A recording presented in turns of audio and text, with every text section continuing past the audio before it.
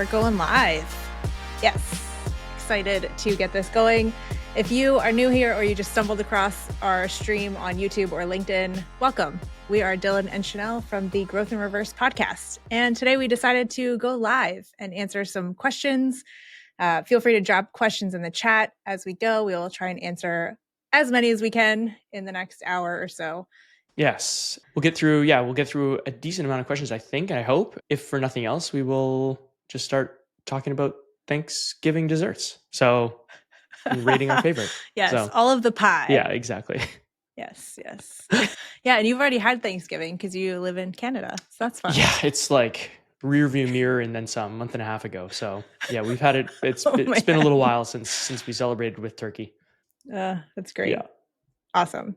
I think we're operating at like a 30-second lag, which we're excited about. So this will be fun. We're trying to keep up with all the chat and everything. I see some people commenting over here, so that's super fun.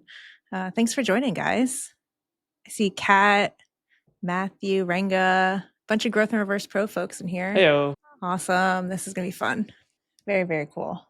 All right. So what we've done, we have solicited questions from you guys over the last couple of weeks via the email list and LinkedIn, all of the places. So we're going to kind of jump into some of those, and then we'll be answering some from the chat as well. So I'm excited to do this. What did I miss, Dylan? Did you want to talk about your little promo code, or have you not? Am I spoiling something here? Yeah. So I was not going to do a Black Friday anything. Like, I thought about it a month ago and I was like, yes, I should do it. And then I was like, no, I don't want to do that. And then Dylan was like, yeah, you are. So I was like, okay. So I actually, let me see if this works. I set this up. Nope, that's the wrong one. That's a good link though, too. This one. So I have a product called the Growth Vault. And essentially, I find all these really interesting growth optimization tips that you can use from other creators. And I record quick videos and like showcase how you can do this for yourself too. So it's called the Growth Vault. There's probably 30 or so videos in there at this point, and it's continuously being added to. I just added 3 this morning. So you can get $50 off with the code LIVE. And if you click that, I don't know if it's actually going to work. Can you go to Growth in Reverse? Yeah, growthinreverse.com/vault. Yeah. I will add that too. Yeah, and you can grab $50 off. It's only available while we're live on the call. Yeah. So it will expire. I think it's 2:30 Eastern that code expires. So everybody who may be watching this tomorrow, next week, whenever, sorry, but there's benefits to showing up live. So there you go. There are. Cool. So good. So should we get into some questions? Yes, let's do it. Okay. So maybe for those who don't know, Chenell runs the Growth in Reverse newsletter. She's been doing that for, coming up on, I want to say 3 years. Yeah. 3 years in like 9 days. Yeah. Yes. And I run the Growth Currency newsletter, which will be about 5 years in January, roughly. And so we started a podcast a year ago. This is kind of a sort of a celebratory episode where we're like, hey, after a year of podcasting, we should try a live episode, and we may or may not live to regret it or just enjoy it and do it again in the future. But we published every week for the last year. So we're answering questions all about newsletters, newsletter growth, even podcasting questions, since, we've done it for a year and we sort of know what we're doing, but also very much don't. So we're happy to entertain any questions around that as well. Yes. And thanks, Kat, for stating the obvious that I could just throw the link into the chat on YouTube. Thank you. That is something we can do. That's rookie live broadcasters right here. Oh, good stuff. Good stuff. Cool. Where do you want to start here, Dylan? I know we have some questions. Mm-hmm. We've got some in a Google Doc, and then we got some this morning too. Yeah. So again, feel free to drop any questions in the chat. We'll try to answer those in priority. But we have teed up a few here that came through over the last week or two since we promoted this episode. One of the first ones, I think, and this might cover, the answers to this might actually cover a few of the other questions we've had come in that were kind of around the same line. And Terry, actually, from our community, Terry, I don't want to say her last name because I might butcher it, but Terry from our community. Lanier, I think. Yeah, okay. I was going to do the English version of it. She's a member of the Growth in Reverse Pro community, a friend of ours. We've hung out in person in real life. She asked us, she'd love to see the full range of metrics from return on investment ROI to ROF, which is what she coins as the return on fun. For me, the return on fun has been kind of like infinite because like it's been a lot of fun doing the podcast. It's been a whole new venture for us. I think we both wanted to do podcasts for a long time. And the opportunity just kind of serendipitously arose that we could kind of join forces and do this together. So for me, it's been a lot of fun learning the ins and outs of podcasting and how we can repurpose that content over the year and all that sort of stuff. So and I couldn't imagine somebody better to do it with. So the return on fun is Likewise. definitely infinite. Um, and is that your answer? And we get Likewise, to do fun things like yeah, this. yeah, exactly. The Yeah. ROI, I said though, the ROI is a little bit harder to calculate. And Chenell, you're putting more of the investment into this podcast. So I'd be curious, not necessarily even, it's really hard to calculate like a direct ROI from doing the podcast, but what are some of the things that you've noticed from the last year of publishing this, where you're like, I think the podcast has actually benefited me or us in this way? Yeah. So I think that it just builds trust faster than written content ever will. We launched the podcast in December of last year, and I went to a conference in February. So, like 3 months in, and probably 90% of the people that ran up to me was like, "Hey, I love your podcast." Like, they didn't even mention the newsletter. And I'm like, I spend like 40 hours a week on those deep dives and nobody mentioned them. They just mentioned the podcast. And I was like, this is not, I mean, it's awesome. Don't get me wrong. It was just like very eye opening, I think. So there's something about being able to see us like make mistakes live on air or talk about personal things that we might not have talked about in like a more professional written piece of content that I think really builds that community aspect to it. Yep, absolutely. I think from a direct monetization standpoint, we had a sponsor in the beginning for the first, 5 or 6 episodes, and all of the other revenue essentially has come indirectly from, as many of you know, like top of funnel content is notoriously hard to attribute revenue to. So that's a lot of what this is. Sure, we've gotten some probably growth vault sales from the podcast and some Growthverse Pro members and stuff like that. But like Kat's saying here, video does build trust really fast. So for me, it's kind of like the foundation of building trust is writing, proving that you can think, you can write out your thoughts and share those on the page or on the screen is kind of the base, the foundation. The next step up is like audio. You're building more trust when people can hear your voice. So they're putting, a sound to your writing. They can't put a face to it yet, but they can put like this kind of like your voice to it, right? And your inflections in your tone and all that sort of thing.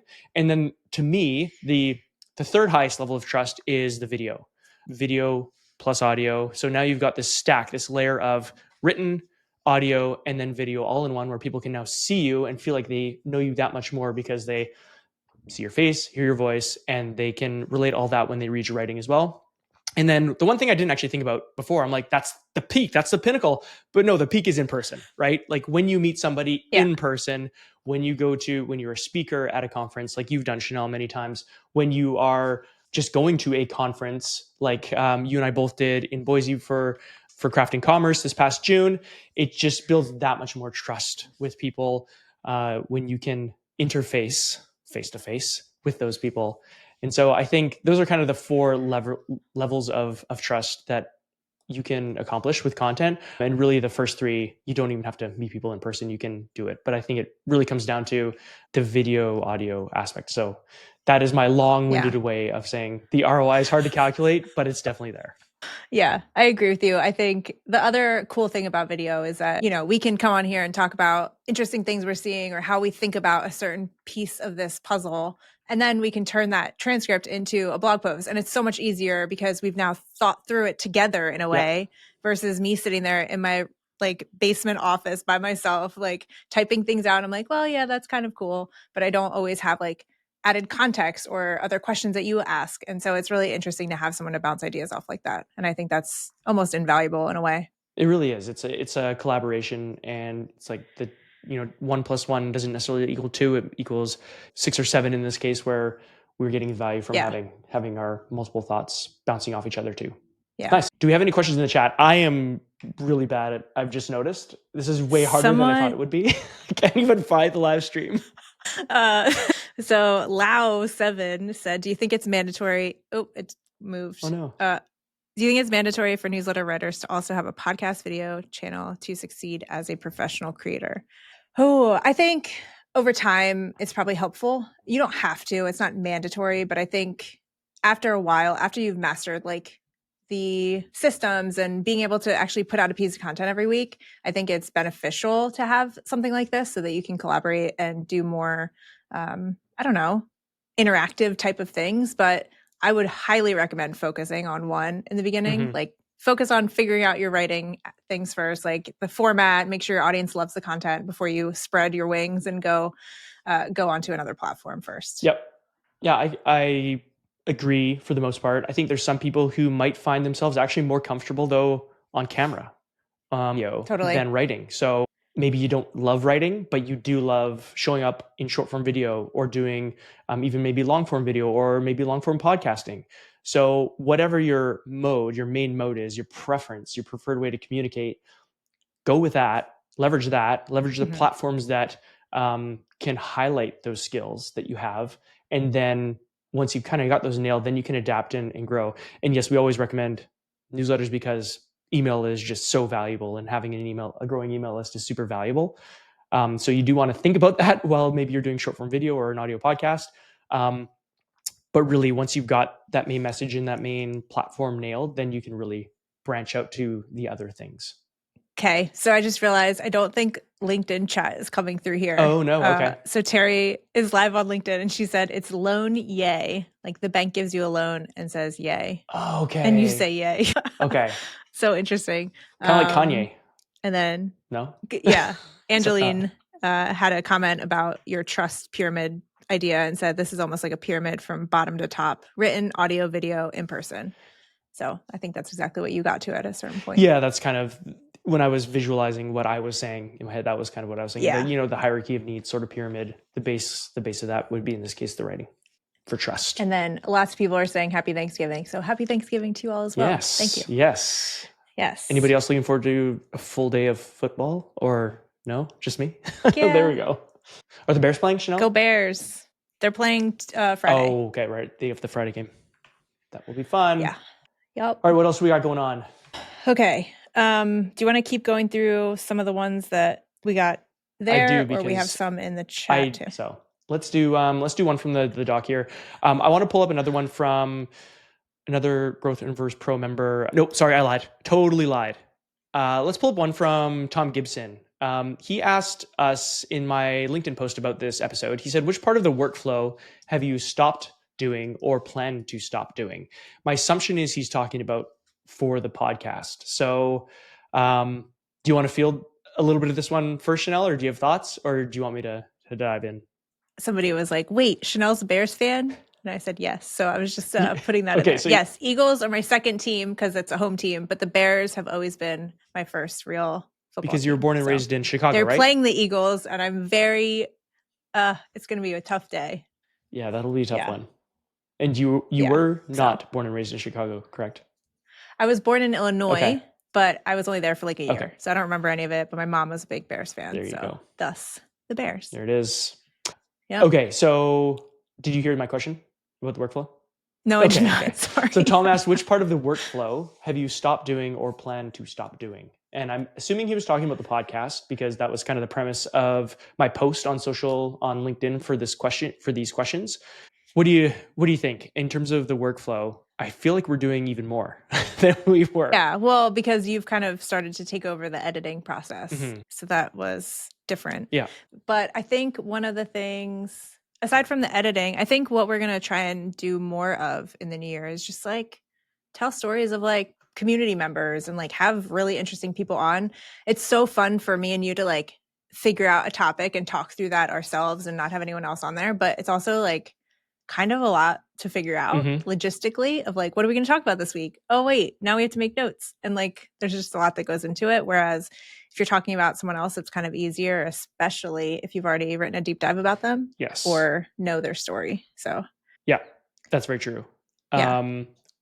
Just to speak to like the behind the scenes stuff, I think definitely the kind of podcast editing that I've taken on has been kind of added to the workflow, but in the same way I've Yes. really enjoyed learning how to do the podcast editing. We had an editor for the first 8 or 9 months, really, for the first 8 or 9 months of the podcast, and we have simplified our edits. They're maybe not quite as fancy as we had our editor. They're doing. definitely not as fancy. But that's okay. Yeah, but Tim was a very good editor in that respect. Of being able to like put all this crazy work into it that probably takes him like 3 seconds, where it would take us like 2 hours. So yeah.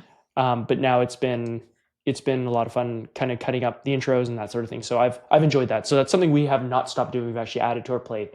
Is there anything that we have planned or that we've stopped doing that we plan to stop doing in terms of the podcast production? Well, we're not putting out an episode in December. True. That is what you're alluding to. Yep. We decided just to like take a couple weeks off, start focusing on improving the community and new group coaching product. And so that kind of thing. So yeah, I'm excited to kind of just chill for a little bit. Obviously it won't be chill, but it'll be different. Yes. And we'll come back in early 2026. Yeah. Yeah. No, we'll be back with a vengeance. No, it should be fun. Okay. I've got a few other questions here that are kind of in the same vein as Terry's question. Like, what were the biggest benefits of doing the pod? That sort of thing. I think we've kind of touched on those, so I don't want to, hammer those home. But another question here, unless there's one you can pull up from the chat that you want to address. But I'm trying to find a good one, so go for it. Okay. So the question here was, what would you do differently if you were starting in 2026?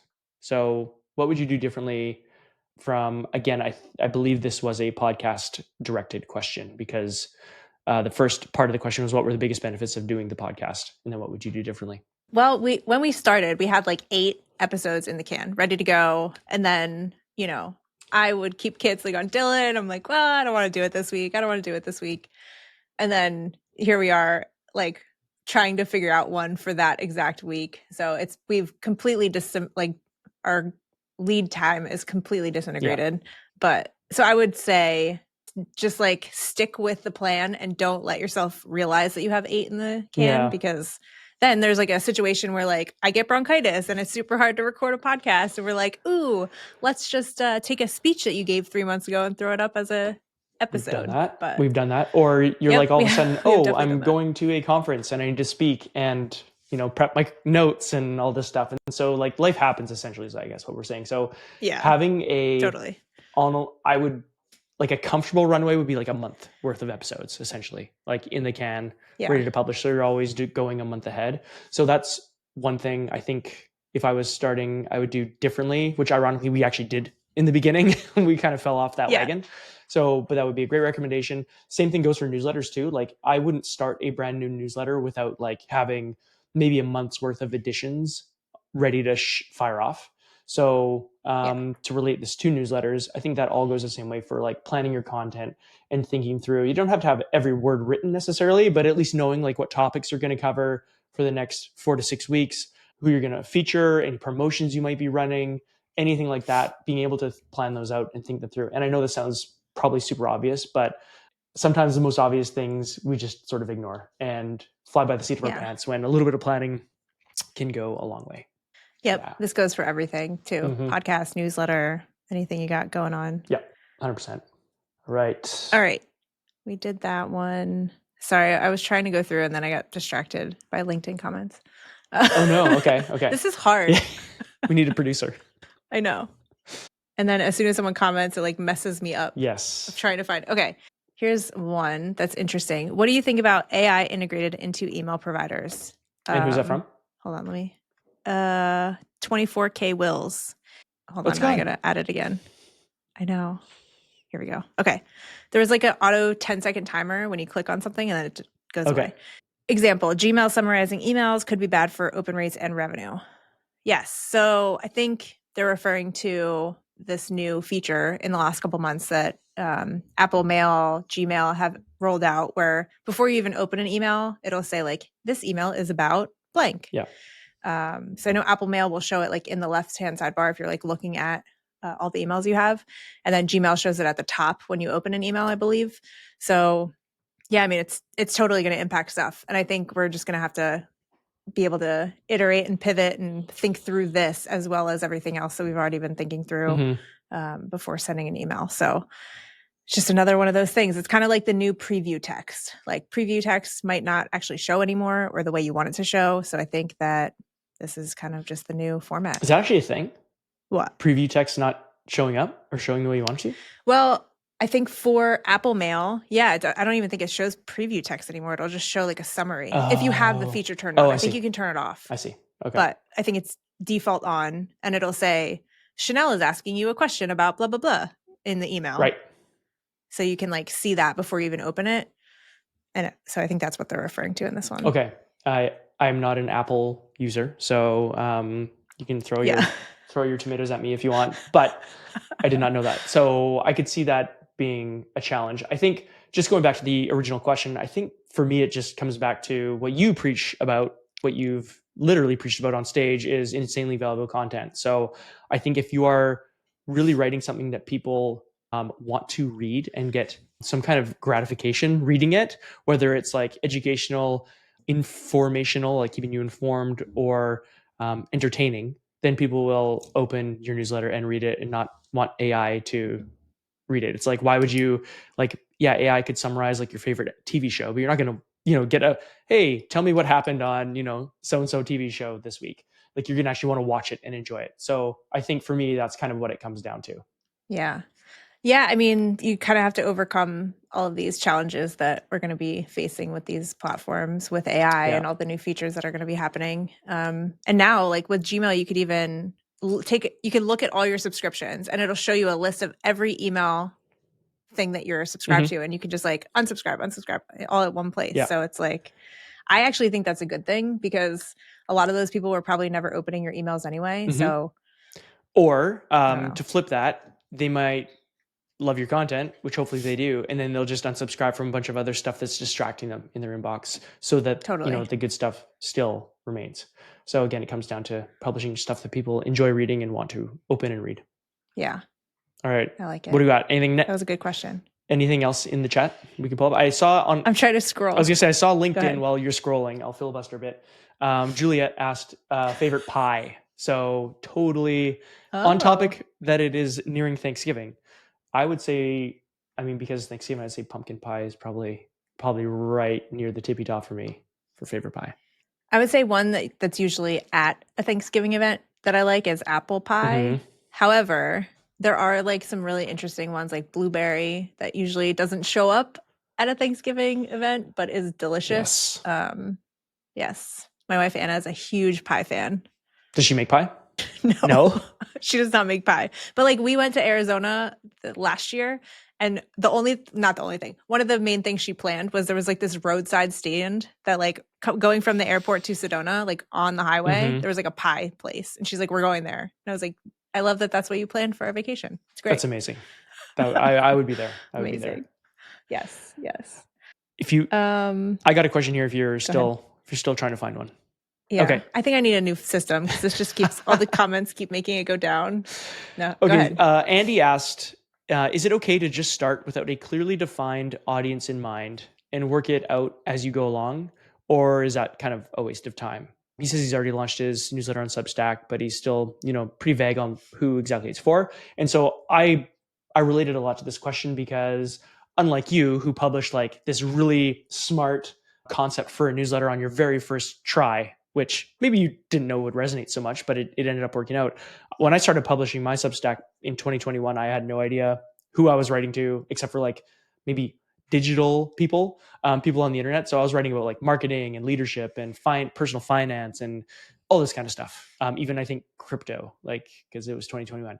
Oh, wow. Yeah. So I had this swath of things and I just kept publishing and leaning into my interests and also seeing like, checking out which links were getting clicked more and letting that be some signal for me to what people were interested in reading about. And yeah, I didn't have a ton of subscribers, but I did have a few. And that eventually kind of, I meandered through the first 20-ish editions of my newsletter and finally started landing on, hey, people seem to like it when I write about newsletters. And Justin Moore actually kind of pushed me a little bit as well to write more about newsletters and kind of niche down a bit. And so I guess my point is after publishing, repeatedly, I was able to figure out where I wanted to go. So I don't think it's a waste of time as long as it's lighting you up from a place of a passion and you have a long-term mindset knowing that you're not going to, make probably a ton of money from this, especially not in the short term. Then I would say start writing if you have the time and energy for it and desire to do it, and see where it takes you. Yeah. I did not know that growth in reverse was going to take off that way. So that was purely, I was like, I'm excited about this. Mm-hmm. Hopefully other people are. Mm-hmm. I haven't found anything like this before. So I don't know. Yeah. We all start from zero and it just happened to be a good idea. Although I will say, just to remind you, I had started a gardening blog, a blog about my paying off my student loans, a blog about quitting my day job. And this was the first thing that stuck. So I've been at this for a while. Yes. So don't think that I came out of the gates swinging. Like this is not a new thing for me. I just want to remind you of that. Agreed. I can Yeah. relate a little bit to that. I had a music blog 15 years ago, like when WordPress was Nice. like the thing, WordPress blogs. And I had a health, I guess, blog, which I had no place writing about because I'm definitely not in the health space or really licensed to write about it. But that was just another passion thing I was doing. But eventually did land on this and it's also stuck. So sometimes it takes a few at bats, right? Yeah, totally. Keep going. Just follow what you're enjoying. It doesn't have to be perfect or a business from day one. Mm-hmm. And honestly, if you can do it on the side for a while before figuring out monetization, I feel like it's going to be built on stronger foundations anyway. So, Yep, I agree. I've got another one unless you want to pull any in. go for it. Okay, so this is getting a little spicy, maybe. Ooh. Oh, it's not that spicy. Okay, now I've oversold it.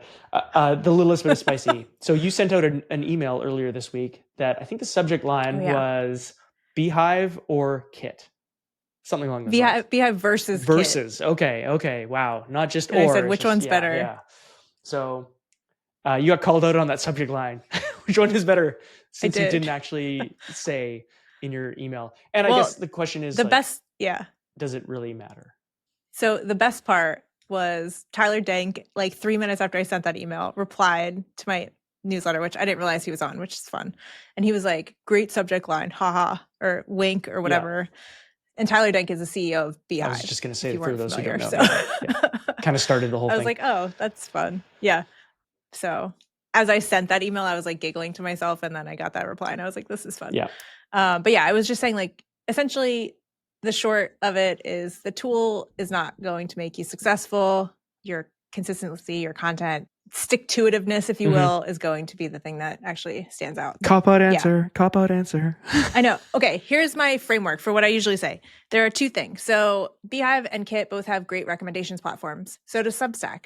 I'll bring Substack into the fold here. So what I typically say is look for where the people in your niche are. So if your peers are all on Beehive, maybe you should go with Beehive because they might recommend your newsletter. You can't really recommend a Kit newsletter from Beehive, if that makes sense. So you want to stick on the platform that has your peers on it, purely if you're going to use recommendations. If you're not going to use them, great, don't worry about it. That is not something to worry about. The other thing I think through is, do you have a website? Because if you don't have a website, Beehive or Substack is going to be preferred versus Kit, because with Kit, you have to have your own website, build something on WordPress, build something somewhere else, Webflow or whatever. And so that's just another layer of this puzzle that you're going to have to figure out. Those are my two questions for you. Where do all of your peers hang out? And second, do you have a website? And so that would be what I would look through. Mm-hmm. Beehive is getting closer to Kit with the new things that they're launching.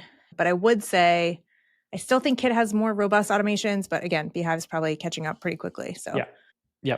I kind of lean the same way. Yeah, I think with Substack too, you've got the built-in network effects, which the other two sort of have as well. Like I've grown a lot with the Creator Network in Kit, so they all offer this these days.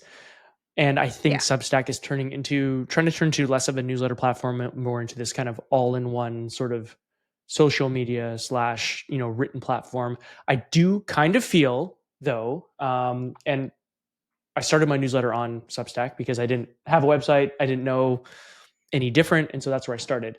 But I do feel as though you're very much kind of walling yourself off a little bit in Substack. And to me, it kind of feels a little bit like Medium. And I say that because Medium turned into a platform for Medium people. So like if you wanted to write and make money on Medium, you had to write to people who were on Medium, writing about Medium, trying to make money on Medium and grow an audience on Medium. And it just turns into this kind of, I'm not saying this is all Substack. I know there's a lot of really good writers on there and people doing different things, but I feel as though it's got a little bit of that in it where the content that really kind of rises to the top can have that feeling. Again, not Totally. total. I know there's people writing really great stuff on there, but I just worry that maybe that's kind of what it could turn into as I see like hints of that. Yeah. I think right now, the writing on Substack, 80% of the writing on Substack is very much more thought out, I would say, than, a Beehive or a Kit newsletter. Mm-hmm. However, I feel like that's going to change. Marketers ruin everything. Yep, So sure do. soon enough, it will be different. But for now, it is a great place for like, I don't know, unique writing. Yep, that's fair. And that's why I think Yeah. Louis Grenier says everyone hates marketers or something along those lines. Yes, Yeah, totally. yeah. Ruin everything. No, we sure do. Yeah. So as a quick reminder, we have this coupon code up on the screen for $50 off the Growth Vault. It's only available until 2:30 p.m. Eastern while we're on the stream. So I literally have that set to automatically turn off because I will forget. So that coupon code will go away if you are planning on potentially joining us in there. So just wanted to call it out. Nice call out. I want to do one other call out Thanks. about pies. Yeah. It always comes back to that. Ooh. Pecan pie is getting some love in the comments. I saw that. I've figured out how to find the comments here. So yeah, pecan pie all day. Kat also said pecan pie is great. I have never had pecan pie. Wow. Yeah. So that ain't good. I definitely need to get on that really soon. Yeah, no kidding. That sounds amazing. What are you doing? I don't know. Not living fully, apparently. I see another question here about metrics. So which metric? Let's see. Who is this? I got to move around to get away from my mic stand. So forgive me. Which metric inside your email and newsletter tool do you actually look at every week? And can you please share a recent decision you made because of it? There it is. Thank you. Yeah. What do I look at inside a newsletter tool? Yeah. So in Kit, I would say like what metrics are you looking at? I'm assuming. Let me assume what you look at. I'm assuming you look at your open rate. Okay. I'm assuming you also look at subscriber count. Not as much. No? Okay. So yeah. Share with us. What do you check? I look at the open rate in terms of, yes, like what is the open rate? I don't take that as like the number because I know it's wildly wrong these days with certain platforms that automatically open every email. And so we can't really trust that number as like a true number. But I do look at it in terms of like week over week. So if it's dropping or if it went up, that's a good sign that maybe, I don't know, the subject line resonated, that kind of thing.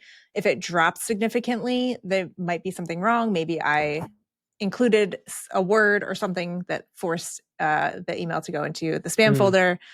So I'd look at it like just week over week in terms of like trends, but not actually as a, I don't know, factual number. Well, I think if you're sending an email broadcast on a recurring rhythm, so whether it's every week or every, twice a week, whatever it is, you have at least a benchmark. You know that your open rates, even if they're not accurate, that everyone says they are not, but you can see like if the last 10 emails you send were hitting say 50% open rate, and then the one you just sent was like down in the low 40s or even maybe below that, that's where that would be a signal to me like, oh man, maybe something I did sent this to spam. Maybe the email got clipped.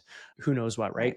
Totally. So that's, I think, something that you should be looking out for, not necessarily the open rate as a vanity metric. It's more of like, it should be like your guide of what you're doing, how your content is engaging. And if it is slowly going down, try to figure out what's changed, what's different, what can you do to maybe your subject lines. You've been kind of put in the first thing that comes to your head and you haven't really been putting in a robust subject line, or maybe your content hasn't been great in the last few weeks or you felt uninspired. All those things could be reasons why the open rate is slowly trickling down. But if it's like this drastic jump, or your list is growing a lot, totally, then it could be going down too. Yeah, growing lists will always be, it's almost possible to get 100% open rate when you only have, maybe 20 people on your email list. But as you grow, it's going to come down and down and down. Yeah, totally. But that question threw me off because the thing I think through the most is like how many replies did I get that week? And Ah, so yes. that doesn't actually live inside the newsletter tool. That's more in like Gmail. Mm-hmm. So that's the one that I pay attention to the most. But those are some other ones. Yeah. The knowledge enthusiast has another actually great question. I don't know if you see this. What's one thing most newsletter creators overinvest in, and one thing they underinvest in? I would say overinvest in subscriber count, underinvest in content quality. That was almost too easy. Short and Yeah, sweet. yeah.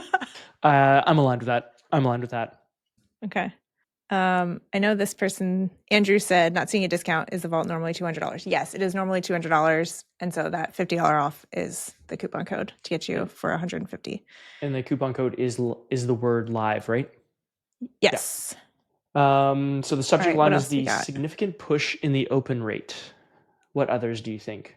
I think the subject line can be a significant push in open rate, especially for new subscribers who aren't used to your getting your content. So you kind of have to, stand out from the crowd of other things in their inbox. But for people who have been Yeah. on your email list for a while, they're probably gonna, and they like your content, they're probably gonna open your newsletter because they know what to expect. They know the quality that's coming at them. And again, if it's good, they'll open it regardless of your subject line for the most part. For people who are newer on the list, I think that's where a subject line can have more of an impact. So if you do have a higher growth rate, meaning you're getting more and more people to your list day by day, week by week, that's where your subject line is probably going to either help you or hurt you that much more versus maybe somebody who's growing a little bit slower, who's got a more established list, or maybe whose list has matured to some degree. The subject line still matters for sure, but I don't know if it would have quite the same impact. Yeah. And there's also something to be said, like, because my deep dives were so long form, people would put them into a folder and not open them until like all at once. They would read all of them. They'd like be like, okay, I have an hour and a half. I'm going to sit down and read the last 4 deep dives. And so sometimes the open rates fluctuate. Sometimes people just throw them in a folder. They're like, I'm going to get to it later, and they never do. So if you can, every now and again, kind of change things up and send out like a shorter email or send out something different with a different subject line that they're not expecting, you can probably kind of win back some of those people too. I agree. Changing things up never hurts. Matt's got a good question. Here we go. How do you prevent burnout? And also shout out to Matt, who's loaded who's a question Growth of the Reverse Pro day. member. Yeah. Yes. Well, probably ask for help, talk to people, Take a break, ask maybe? questions, take a break. So for context, I ran like a Facebook ads business essentially back in 2017 to 2021 and a half, 2022. Did really well during COVID. People needed help with ads, so I was doing super well. And I took on way too much work. I didn't ask for help. I wasn't asking peers for help or questions or anything like that. And so I severely burnt myself out and slowly just like watched that business light on fire and crumble. So I have a lot of experience with burnout in that respect. So in this current business, I've tried to ask for help. I've been so much better about like, I'm in a mastermind and I'm actually talking to people and asking questions and like doing things and not joining a bunch of courses and lurking and, not asking. So I think that's the biggest thing is just ask for help. I like that. I think that's it. I think one other thing I've noticed you do just in our communication is like, I'm just feeling spent this week and I don't want to push it. So whether that means doing something a little deviating from the plan, the content plan, the podcast plan, whatever that might be, you're okay to make that sacrifice for your mental health and the ability to kind of press on in the business with more of a long-term mindset. So I didn't really know you back in the Facebook ads days when you were burning out then, but I can tell just in the way that you communicate, in the way that we do things, that you've been very protective of that. So I think it's working. Thanks. I saw this one come up before. Okay. And we didn't get to it. So let's do this one. So Get a Life 1234. Such a good name. I'm here for the name. How would you grow a biweekly newsletter about a university ecosystem, like Harvard's, from 0 to 1K subscribers organically, especially in markets where newsletters aren't common? Okay, so I guess is this like you're working at a school like this and you're trying to grow their newsletter? Or is this just like totally separate? I guess if you're writing about Harvard itself and like maybe the sports programs or that kind of thing, I feel like it's pretty simple in a way. I mean, you could either start posting on Instagram about this stuff, you could reach out directly to people who are interested in college sports or whatever the actual focus is. Mm-hmm. I'm not super sure, but I think honestly, most people get stuck in the beginning. 0 to 1K in my head is mostly like personal outreach. Figure it out. Go find these people talking on Twitter or LinkedIn or Reddit, comment, help them, provide value. Maybe you have a link to it in your profile, but you're not like pushing it. Like people will find it if you're just helpful. So I think usually 0 to 1K, 0 to 500, whatever it is, the easiest way to do that is go out into your network and just be a human. I think that's the easiest way. Yep. I think my first thought was Morning Brew started on a university campus. Totally. It was not a newsletter about their university, but Yeah. that's where it started, right? And they were just look it up, just search Morning Brew, story, growth story, or whatever it might be, how they started up, and you'll see a lot of great ideas there. However, I think what I think about with something like Harvard or a maybe a major university is like if you can bring in content that's very exclusive, behind the scenes, that's going to help future students, that might help current students, whatever that kind of content is, I think that's going to just help the newsletter grow in and of itself. So I remember there was a newsletter sort of similar to this where the writer it was a paid newsletter even, and she was doing amazing. And what she did was basically she was finding grants for people to get into universities or get money for universities, kind of like scholarship sort of thing, like grants, right? And so she would basically surface these grants for people, and they would pay her money to basically have her collect all these grants. They could find this on their own, definitely. But she was doing all the hard work of finding these grants, kind of like Creator Wizard as well, where he would find all of the sponsorships that you didn't know about, and he Yeah. curates those for you. And I don't even think he was charging people for that, and he would just deliver them to you. So if you can, that's just one version of this. But if you can like basically get this content that people either have trouble getting themselves and getting that in front of them, or getting some kind of exclusive nature to the newsletter, I think that's going to be that much more interesting and engaging and will help it grow organically kind of on its own to some degree. Yeah, and I think the last part of this said, especially in markets where newsletters aren't Mm-hmm. common, you don't have to position it as a newsletter. You could just position it as like, hey, get the blah blah blah every Yeah. week. Like it doesn't have to be, oh, sign up for an email list. Like most people don't want that anyway. So if you can position it differently and actually make it more fun. Mm-hmm. If you're trying to get college kids, just be like, hey, here's some coupons to local bars or whatever. Yeah. Like every week you send them a new coupon to whatever it is. I mean, you'll get people signing up left and right for that one. Yep. Very true. Yeah. Very true. This person said, oh, I'm trying to change the layout. This is fun. What was your first digital marketing role? So I had mentioned that I was working doing Facebook ads, but I actually worked at AAA, like the towing company in America, and I was doing Google ads for them for a long time. So yeah, That's how you got good at that's a it. short good at it. Yeah, I found SEO through Pat Flynn from Smart Passive Income. And I took it to my boss and I was like, we need to be doing all of these things. And they were like, cool, you go do them on top of what you're already doing. And I was like, oh, okay. And then their paid ads guy left and they were like, you should do this too. And I was like, okay, sounds good. Nice. And Yeah. the rest is history. Yeah. Here we are. The rest is history. I scrolled up and I saw one question here from Asunami. I'm not sure how to exactly pronounce that. What advice do you have for people that say, I know I need a newsletter, but I'm terrified of starting? What if I run out of things to write and I disappoint myself and others? I know I need a newsletter. Okay. Yeah, I would just my best advice for this one, if you have an idea of something you want to write about, I'm going to hide this. This is huge on the It's screen. really big. If you have an idea of what you want to write about, just make a list of try and come up with 30 ideas, 30 topics that you could potentially write about.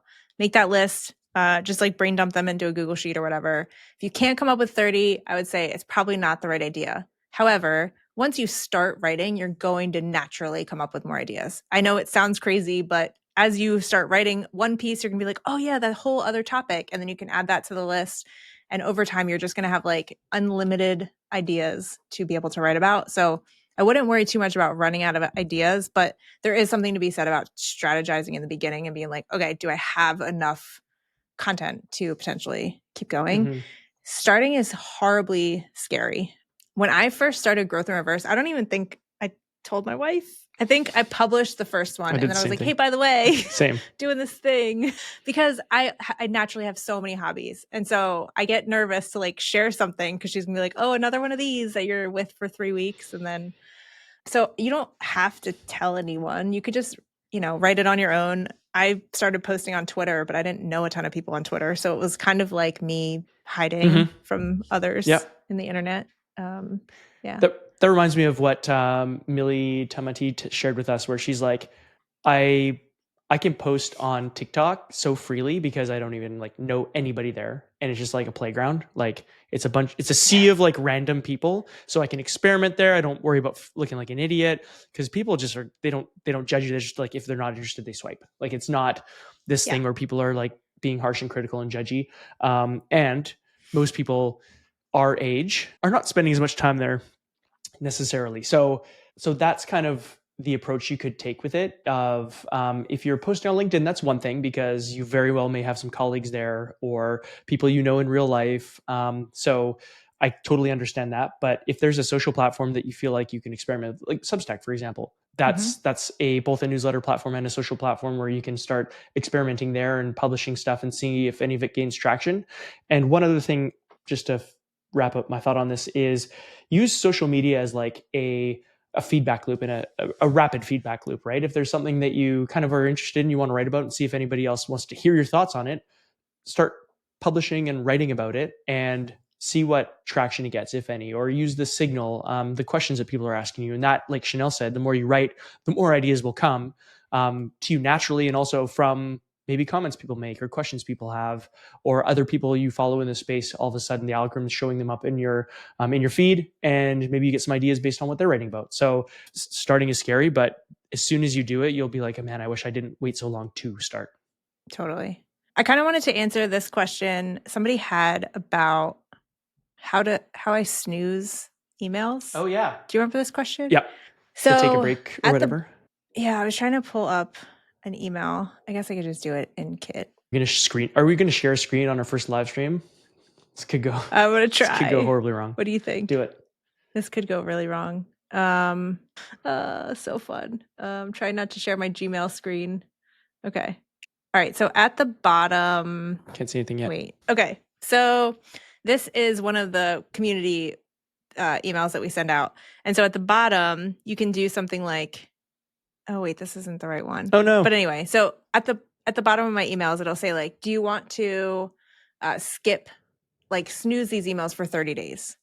And so you can click here and to snooze the email. And so essentially what I do is I send them over to this form. And so because naturally, like inherently, people are going to have too many emails, especially during a Black Friday week or holiday week, or maybe it's the last week of December and people are just like, I am checked out. Like, I do not want to get more emails. So I set up this landing page where people can go and they can enter their email address and it will automatically snooze them from getting any of my emails for the next 30 days. So how that works is I have this automation set up. So essentially, if they submit that form, I know this says clicked, but that's just because I named the tag clicked. They submit the form, it'll go to this. So is this the rule that I have?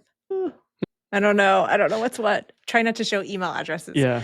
If somebody submits that form, they get added here, and then it snoozes them for 30 days. It's just a tag that's applied, right? Is this right? It's just a tag that's applied, essentially. Skip emails. And so when I go to send my broadcast, I will exclude those people. And then so after 30 days, this removes the tag. And the nice thing with that is you can just keep that filter on for every send, right? And it'll just automatically snooze it for the people that want it. And when the 30 days up, they get it again. Exactly. Yeah. So I actually found this through a newsletter called Sigma. Actually, I can just show this. So this is kind of what the growth vault looks like over here. And Growth Inverse Pro. The whole community. Yeah.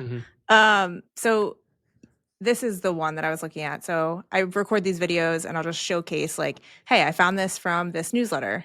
And so they actually were where I found this. I kind of walk through how I found it, give you the automation template that you could plug in if you're using Kit. It shows you the page you're taken to after you submit the form and all of this stuff. And so this is kind of, oh, I got to fix that. But so I have like a bunch of these in here that just kind of showcase like how you can optimize, retain your subscribers, monetize better, grow, all that stuff. This is a shameless So plug for the that's a Growth little, Vault, by the way, just so anybody's. it's totally a shameless plug. I'm horrible at these, and Dylan always yells at me. So I figured I would do that. Yeah. Good for you. I'm Yeah. proud of you. I'm proud of you. Well, we got a few Thanks. minutes left. I had one question here that I thought was a good one about lead magnets.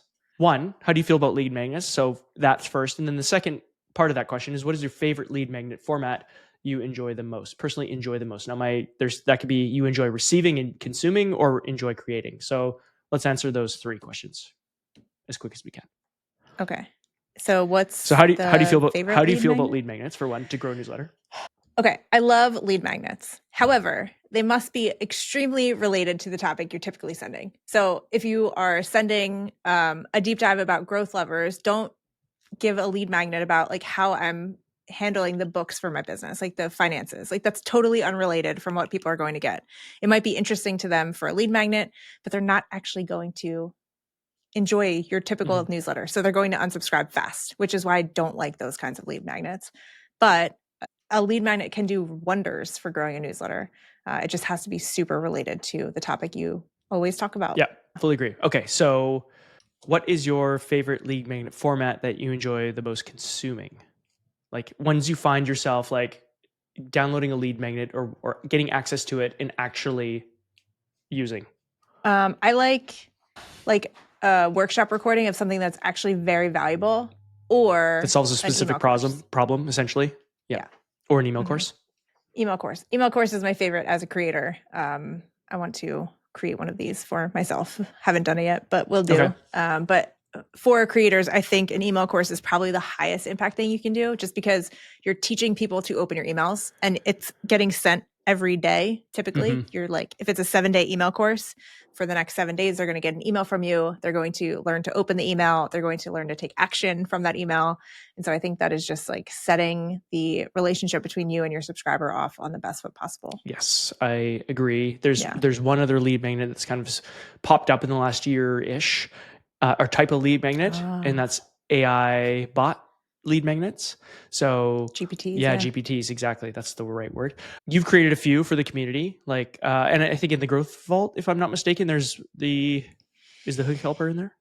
It's not, but I will put it in there. So Chenell created this great custom GPT with ChatGPT called Hook Helper. And so the premise of this is you put in a LinkedIn post. Such a unique that name. Has, yeah, it works. It's clear, right?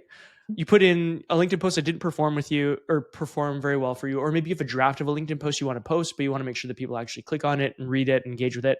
So you plug it into Chenell's Hook Helper, and it will give you some different iterations of how you could craft a hook for that post. So it's not writing the whole post for you, but it's just giving you some ideas that you could use maybe to at least get people's attention, or you could modify them, what have you. And I've found it very useful to like not necessarily just always copy and paste the answer, but think about my post from a different angle. And usually if it doesn't, surface a great hook that I can essentially copy and paste, I will come up with one on my own based on what it's presented to me. So Hook Helper is really cool. So that's one example of how Chenell could use that as a lead magnet if she wanted to. It's somewhat relevant to her content. Maybe not directly relevant, but you've got another custom GPT you created recently about landing pages and how to make those convert better. So that might be a better lead magnet for you to use.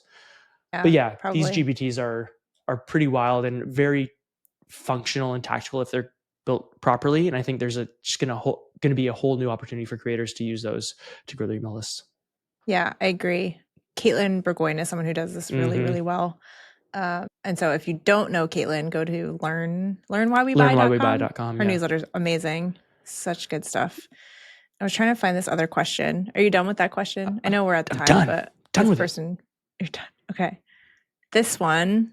Okay. Anyway, a service-based business, landscaping, house cleaning, etc., with local customers, sees value in a newsletter but doesn't want to compete with events media. How would you do it? Okay.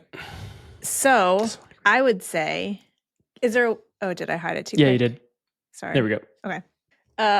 So if you have a service business like landscaping, house cleaning, you have local customers, I think I would follow kind of like what, there's this guy named Matt Giovanisi. He has swimuniversity.com. Now he doesn't sell locally, but I think the content play that he does and like how he presents his content is so good. And I think that a local business could do something similar. I actually recently we had wasps in our basement. This is so random, but I'm going to tell you the story because I think it's so on point. Okay, so we had wasps in our basement, and I was like, there has to be a nest. We were getting like 8 or 9 a day, and so I was like looking around the basement. I'm like, where would this nest be? So I went on YouTube and I searched how to find wasp nest in basement or something. And a video came up from this guy, and it was super professional. He was walking through this stuff, and I was like, man, I wish I could hire them. I bet these people are so far away. Wouldn't you know that YouTube showed me a video from someone literally in my area, and I hired that company based on that YouTube video. And so I think just the targeting that YouTube's coming up with, I know it's not a newsletter, but similar kinds of vibes here. I think there is something to be said about creating content that is just helpful for everyone, even if they're not going to be using you personally. Mm-hmm. Yeah, I think that is very valuable, and your experience is proof that that can work. I think back to in terms of local, like Matt or not Matt, Ryan Snedden from Naptown Naptown Scoop. Scoop. Thank you. He Yeah. runs a local newsletter for the town of Annapolis, Maryland, and it's a town of like 45,000 people, and he's got almost half of them on his newsletter. And his goal was not to necessarily run a media business with this local newsletter, but really to actually use it as a marketing tool to promote businesses that he has stake in or that he maybe owns. So he's bought like a luxury toilet rental, if for lack of a better term, which people rent for weddings, for events, right? To have like a restroom on site that isn't just like an outhouse, Yeah. which is gross. So he's bought companies like that he promotes in this local newsletter, and of course it's a local business, so the audience is perfect, right? So what you could do with a service-based business is you could not just start up a business or a newsletter for your business, but you could start up a service business for the town, and you can promote your businesses and you can promote a whole bunch of other businesses. It doesn't just have to be, oh, here's 5 tips to taking care of your lawn this fall. It doesn't have to be that. It can be, for sure, you can have that kind of content, but really what I would lean into is the one newsletter that people would want to subscribe to in your area that's going to help them deal with, maybe floods in their home, or they need a new roof, or like there's just a whole swath of businesses that probably would want to be in there, and you can also promote your own content too in that. So that could be an angle you go. Lots of really different ways you can go, but I think it's worth probably competing, if you will, with the events media. I'm not sure exactly what that means There's based a for guy everyone. in Orlando or something too, and he's built this incredible business. He's a real estate agent, Okay. but he wasn't going to like tell people he's a real estate agent up front. He just has this huge Instagram following. I think he has an email list off the back of it. I really hope he does. And he's been able to just explode his business because people see him for like the local content, but he's actually a real estate agent helping people. I know that's different, but The same idea. I you mean, could, sorry, go yeah. ahead. Yeah, I cut you off. No, I was just going to say that I think the local newsletter angle is a great one. I yeah, I've thought about this too, and I don't have the capacity to run a local newsletter, but our town is about the same size as Annapolis, like 40-ish thousand people here. And I just see the opportunity for a local newsletter and a local realtor or local business to like position, then, create it, curate it, write it, publish it, even bring in a few sponsors. But really, this could be like their marketing tool for their realtor business, right? So I don't know. Yeah. I think there's a mindset shift maybe that should be made with these kind of businesses, and there's a huge opportunity for.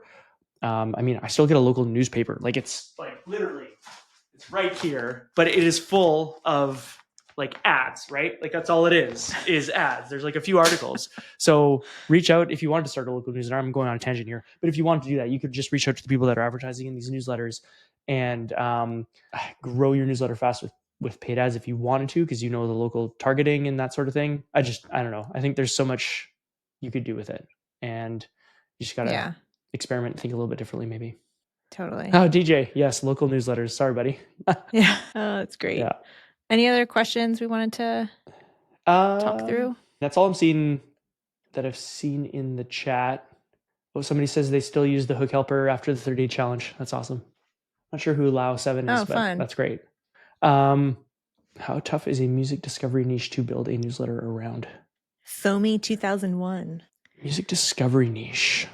I think that's tough personally because music is so personal and so, I don't know, subjective.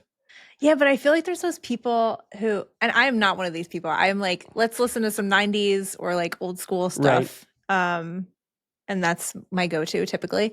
But I feel like there are audiophiles who will actually seek out new music. So they'll like go into like the depths of Spotify and look for like people who only have like 100 followers and they're like discover these new artists. So I actually kind of wonder, I feel like you could do this, but it would have to be for that very, very, very specific person, which is a good thing. Like niches aren't bad. That's a good thing. You just have to make it explicitly clear that it's not for like me or Dylan, you know? Yeah. It's a very specific type of person.